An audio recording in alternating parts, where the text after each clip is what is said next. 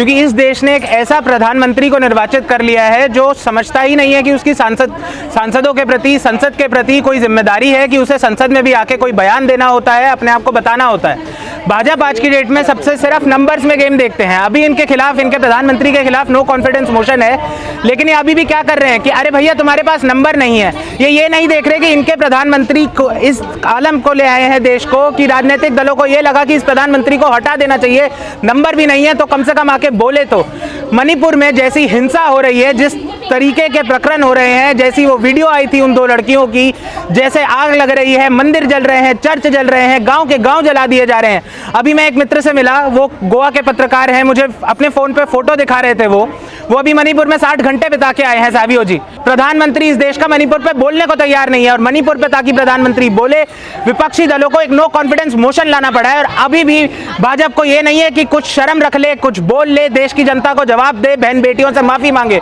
ये स्मृति ईरानी बैठ जाती थी रोज की हमारी बहनों के साथ गलत है, बेटियों के साथ गलत है, सिलेंडर 250 से 400 का हो गया, 1200 रुपए का सिलेंडर है, बहन बेटियों के साथ आज क्या हो रहा है, लेकिन इनका मुंह नहीं खुल रहा है। बोलती क्या है, राहुल गांधी पे आके चिंगाड़ती हैं। अरे भैया, आप देश की विमेन एंड चाइल्ड मिनिस्टर हैं या राहुल गांधी मिनिस्टर हैं? इनका संसद में जो बयान है, जो जवाब है, महिलाओं के मुद्दों पे, बच्चों के मुद्दों पे, पीड़ितों के मुद्दों पे, देश की जनता के मुद्दों पे कितने बयान है? सारे बयान तो इनके। राहुल गांधी अमेठी सीट हार गए, परिवारवाद। अरे भैया, पीयूष गोयल के पिताजी भी तो भाजपा के बहुत सीनियर नेता थे, अनुराग सिंह ठाकुर के पिताजी भी तो मुख्यमंत्री थे हिमाचल के, जय शाह के पिताजी होम मिनिस्टर हैं जो बीसीसीआई सेक्रेटरी बन बैठे हैं, ना उन्हें क्रिकेट खेलना आता है, ना वो एडमिनिस्ट्रेटर है, ना वो एमबीए है। तो किस हिसाब से परिवारवाद के खिलाफ हैं? ये सिर्फ परिवार के खिलाफ हैं। स्मृति ईरानी और जितने भी भाजपा के नेता हैं जो संसद में आज देखिए इन लोगों की बदतमीजियां देखिए। जो नेता कन्याकुमारी से कश्मीर तक चल दिया 3500 किलोमीटर, एक ठंडी सफेद टी शर्ट पहन के इतनी ठंड में जो चलता रहा, जिसने जनता का दुख दर्द बांटा, उस नेता के लिए कह रहे हैं अब आ गया तो कॉमेडी शो शुरू हो जाएगा। कॉमेडी शो तो इन्होंने देश का बना दिया है। देश में कैसे कैसे तत्व चल रहे हैं। मोदी जी बोलते हैं राहुल गांधी की हिम्मत नहीं है बोलने की। अरे अगर हिम्मत है ना तो प्रेस कॉन्फ्रेंस करके दिखाएं खुद। 9 साल हो गए इन्हें प्रधानमंत्री बने हुए, आज तक एक प्रेस कॉन्फ्रेंस करी है? लोग भूल जाते हैं, लोग कहते हैं मोदी जी ने कोई नहीं करी थी एक, जिसमें अमित शाह जी साथ बैठे थे और अमित शाह जी पार्टी के अध्यक्ष थे। सवाल जब पूछा गया नरेंद्र मोदी जी से, जो देश के प्रधानमंत्री थे उस वक्त, क्या कहते हैं? पार्टी के अध्यक्ष बैठे हैं, मैं कैसे बोल सकता हूँ? ये एक जवाब दिया है उन्होंने प्रेस कॉन्फ्रेंस में, जो इतने सारे इंटरव्यू करते हैं अपने गोदी पत्रकारों के साथ, अक्षय कुमार के साथ, उन्हें बताते हैं कि मैं आम कैसे खाता हूँ। देश की जनता को ये नहीं बता रहे कि वो आम आदमी के लिए क्या कर रहे हैं, क्यों इतनी महंगाई से लोग त्रस्त हैं, क्यों मणिपुर में हिंसा है, क्यों हरियाणा में हिंसा है, क्यों एक आरपीएफ का जवान 3 मुसलमानों को ट्रेन में गोली मार देता है बिना किसी कारण के, क्यों देश आज इस आलम पर है। प्रधानमंत्री के पास कोई जवाब नहीं है, और यही जवाब ताकि वो दे सके देश की जनता को, देश के संसद के पटल पर, इसीलिए आज उनके खिलाफ ये नो कॉन्फिडेंस मोशन लाया गया है। जितने भी मामला हैं, आप चाहे मणिपुर का हो या हरियाणा का हो या बेटियों की बात हो, तो सरकार जो है किसी भी मुद्दे पे बोलने को तैयार नहीं है, आंख मूंद कर बैठे हैं। ऐसा क्यों है? देखिए, मैं आपको सही कर दूं, अमित शाह जी तो कहते हैं मैं मणिपुर पे बात करूंगा।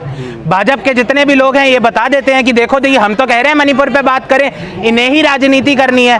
पर वो क्या कह रहे हैं? राज्यसभा के रूल 267 में मैं बात करूंगा, जिसमें डिस्कशन 2.5 घंटे से ऊपर की नहीं होती। सरकार के पास आधे नंबर हैं। मणिपुर की जैसी घटनाएं हो रही हैं, हिंसा हो रही है, जिस तरीके से शासन प्रशासन बिल्कुल टूट चुका है, चूर हो चुका है, उस पे क्या देश का गृह मंत्री, देश का प्रधानमंत्री केवल 1 घंटे बोलेगा? 1-1 घंटे के भाषण दे देते हैं जिसमें बोलते हैं दीदी ओ दीदी, 50 करोड़ की गर्लफ्रेंड, और ये संसद में आके देश की जनता को ये नहीं बता सकते पूरे दिन, 2 दिन, 3 दिन की मणिपुर में जो हो रहा है क्यों हो रहा है। तो सवालों के जवाब भाजपा देना चाहती है, लेकिन सिर्फ वही जवाब जो वो देना चाहती है, वो देश की जनता के प्रति जवाबदेही नहीं रखना चाहती, जिम्मेदारी नहीं रखना चाहती, ये बताना नहीं चाहती कि क्या गलत हो रहा है, क्यों हो रहा है। एक बारी इस प्रधानमंत्री को क्षमा मांगने में क्या ये झुक जाएंगे? क्यों इन्हें यही छवि बनानी है? जिस तरीके से आपने देखा होगा तानाशाह नेता जो होते हैं, टर्कमेनिस्तान के हैं, रशिया के पुतिन हैं, हंगरी के हैं, ब्राजील के हैं, फिलीपींस के हैं, कि भैया मैं ही सब पे भारी, एक अकेला सब पे भारी। अरे भैया, तुम राजतंत्र में नहीं हो, तुम लोकतंत्र में हो, तुम तानाशाही में नहीं हो, तुम एक लोकतांत्रिक देश के निर्वाचित प्रधानमंत्री हो। ऐसे अभद्र शब्द बोलने की जरूरत क्या है? एक अकेला सब पर भारी। लोगों की बात करो, लोगों से जाके मिलो। और आप फर्क देखिए इन दो नेताओं में, राहुल गांधी और नरेंद्र मोदी में, कितना है। जो नरेंद्र मोदी प्रधानमंत्री होते हुए, भाजपा के नेता होते हुए, वही भाजपा जो मणिपुर में भी सरकार चलाती है और देश में भी सरकार चलाती है, उसके नेता होते हुए मणिपुर पे 15 सेकंड नहीं बोल पाए। और राहुल गांधी, जिनकी ना तो कांग्रेस की वहां सरकार है, ना वो वहां के सांसद हैं, ना देश में उनकी सरकार है, शायद मणिपुर में मेरे ख्याल से ज्यादा विधायक भी नहीं है कांग्रेस पार्टी के, फिर भी राहुल गांधी वहां जाएंगे, लोगों से मिलेंगे, पीड़ितों से मिलेंगे। और बीरेन्द्र सिंह जी जो मणिपुर के मुख्यमंत्री हैं भाजपा के, उनकी तरह नहीं कि केवल मेतई से मिल लूंगा।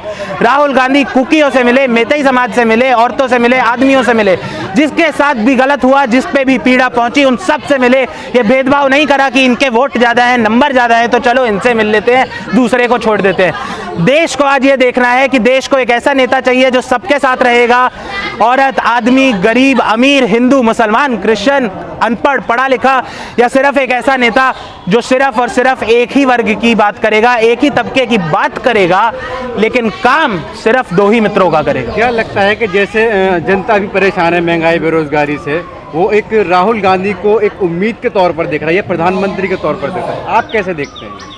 मैं राहुल गांधी को एक नेता के तौर पे देखता हूँ। बहुत लोग ये पूछते हैं कि ये जो इंडिया अलायंस बना है, इसका प्रधानमंत्री का चेहरा कौन है, क्या राहुल गांधी प्रधानमंत्री बनना चाहते हैं? मैं लोगों को पहले ही बता दूं कि राहुल गांधी ने खुद कह चुके हैं कि मुझे पता है मेरा क्या काम है, मैं संसद में हूं ना हूं, मैं अपना काम करूंगा, और उनका काम है देश की जनता की आवाज़ उठाना। वो पहले ही बोल चुके हैं मुझे प्रधानमंत्री पद का कोई लाभ नहीं है। देखिए, हमें ये समझना ज़रूरी है, वो एक ऐसा व्यक्ति है जिसके पिताजी प्रधानमंत्री थे, जिसकी दादी जी प्रधानमंत्री थी, और उनके भी पिताजी प्रधानमंत्री थे। अब भाजपा तो इसे परिवारवाद कह देगी, लेकिन मेरी नज़र में ये उस परिवार का इस देश के लिए योगदान है, जिस परिवार ने इस देश को 3 प्रधानमंत्री दिए, और 2 प्रधानमंत्री ऐसे थे कि उनके प्रधानमंत्री कार्यकाल में जो उन्होंने देश की भलाई के लिए निर्णय लिए, उन निर्णयों के चलते उनको वीर गति प्राप्त करनी पड़ी। आराम से नहीं गया है कोई, बम से टुकड़े चितड़े हो जाना, अपने ही बॉडीगार्ड्स के द्वारा गोलियां मार देना जाना, कौन चाहता है ऐसा फेट अपना? क्या आप चाहेंगे? मैं चाहूंगा। और कौन चाहेगा कि उसके पिता के साथ, उसकी दादी के साथ ऐसा हो जाए? राहुल गांधी में सत्ता का कोई लोभ नहीं है, राहुल गांधी में एक लोभ जरूर है, वो इस देश की जनता का है कि उन्हें जनता का प्यार मिले ना मिले, जनता के वो मुद्दे उठाएंगे। अब ये देश को देखना है कि ऐसे आदमी को प्रधानमंत्री बनाए, या दीदी और दीदी 50 करोड़ की गर्लफ्रेंड, 2 मित्रों का दोस्त, उसको प्रधानमंत्री बनाए। देश आज़ादी से पहले भी हर वर्ग के लोग इस देश में रहते थे, और हमने अंग्रेजों से भी आज़ादी मिली अंग्रेजों से आज़ादी, जब भी सारे भाई थे, जब भी डर नहीं था किसी को। आज़ाद कराने में भी सब हमारे हिंदू, मुस्लिम, सिख, ईसाई सब भाई थे। आज हम 14 के बाद आज हमने देश में डर लगने लग गया। ये सब राजनीतिक मुद्दे हैं। ऐसे न लगे, मेवात को आरोप लग रहा है कि छोटा पाकिस्तान हो गया है, प्रशासन जाने से वहाँ पर डरता है, ऐसे आरोप लगते हैं। देखो जी, हम वहीं रहते हैं, प्यार प्रेम से रहते हैं, कोई डर नहीं लगता। इतने प्यार प्रेम जो वहाँ पर है मेवात के अंदर, आप खुद मेरे साथ चल के देख सकते हो किसी भी टाइम।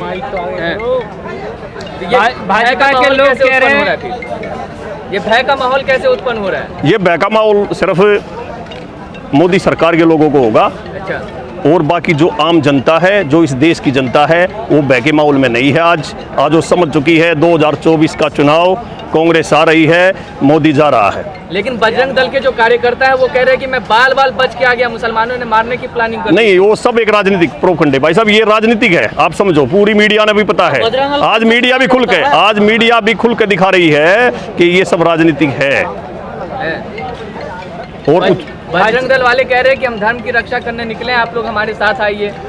आज देखो भाई साहब, अब मैं एक राजनीति से परे हट के बात करूंगा, जो एक अलग बात है बिल्कुल। परमात्मा ने हमको जो उतारा था ना, वो इंसान बना के उतारा था, ना कि जाति धर्म में बांट के उतारा था। तो इसलिए मैं अपने मीडिया के भाइयों के माध्यम से आज एक ही बात कहता हूं, अगर हमारी बात इस पूरे देश में कहीं भी जाती है ना, पहले हम इंसान हैं, इंसान के बाद कोई धर्म है। अगर धर्म पहले आया हो तो हम भी धर्म को मान लेंगे। हरियाणा के उप मुख्यमंत्री दुष्यंत चौटाला का स्टेटमेंट आता है कि अधिकतर लोग गोरक्षक बने वो घूम रहे हैं जो खुद गाय नहीं पालते हैं, इससे आप कितना इत्तेफाक रखते हैं? देखो जी, आप हमारे सोनीपत में आओ, मेरी खुद एक विधानसभा पड़ती है राई, कभी भी आओ, आज मेरा नंबर लेना आप और वहाँ आओ आप। मैं आपको हर रोड पे जो आज गायों की रक्षा की बात करती है भाजपा सरकार, हम आपको ये दिखाएंगे रोड पर नेशनल हाईवे के ऊपर कितनी गौशालाएं ओपन खुली हुई हैं। मतलब गौशाला मतलब क्या, गायें बैठी हैं, कोई संभालने वाला नहीं है। कहाँ है गोरक्षक? ये सिर्फ एक गो रक्षक नहीं है, गो तस्कर है बस। असल तस्कर है गोरक्षक मोनू मानेसर को बताया जा रहा है। ये सब तस्कर है भाई साहब, हैं? क्लियर बिल्कुल। ये कोई नहीं, माने सर तस्कर है। ये गो रक्षक के नाम पर के लोग तक देखो देखो देखो जी, प्रशासन के लोग कोई सेल्फी ले हमें नहीं पता। पहले आप जो सड़कों पे गायें बैठी है, पहले उन गायों की सुरक्षा करें, बाद में बताएं कि हम गोरक्षक हैं। इससे पहले कोई नहीं मानता। आज अगर बात करें नेशनल हाईवे के ऊपर, आप भी जाते होगे, मैं कोशिश करूंगा अपने मीडिया के भाइयों से, आप भी जाकर एक बार है ना तस्वीर दिखाएं कितने एक्सीडेंट होते हैं। आज अगर हरियाणा की बात करें, कम से कम 30 से 35% जो एक्सीडेंट हो रहे हैं वो गाय से हो रहे हैं। तो कहाँ गोरक्षक? मान लेंगे गोरक्षक, हम उनके साथ खड़े हो जाएंगे। राहुल गांधी कल संसद में पहुंचे, भाजपा के लोग कह रहे हैं उनके होने ना होने से कोई फर्क नहीं पड़ता है, नौटंकी करते हैं सिर्फ वो। ऐसा जी, आज देखो इतनी डरे हुए हैं मोदी जी। राहुल गांधी जी की जब यात्रा चली ना, उसके बाद आज दिखाई दे रहा है इनको, इनका झोला लेकर उठाने का, चलने का टाइम आ चुका है। एक बात बताइए, खट्टर सरकार की बुलडोजर कार्रवाई को आप कैसे देखते हैं? वो सब राजनीति का भाई साहब, वो राजनीति है, वो आप मीडिया वालों को भी पता है और आम जनता को भी पता है। बिल्कुल राजनीति। सवाल 2024 में क्या होने वाला है? 2024 में पूर्ण बहुमत से कांग्रेस सरकार बना रही है और हरियाणा के अंदर पूर्ण बहुमत से कम 70 से 80 सीटों से चौधरी भूपेंद्र सिंह हुड्डा मुख्यमंत्री बन रहे हैं। लोकसभा में भी पीएम कौन बन रहा है? पीएम जो भी हाईकमान का जो फैसला होगा, हम तो चाहते हैं भी राहुल गांधी जी पीएम बने 24 में।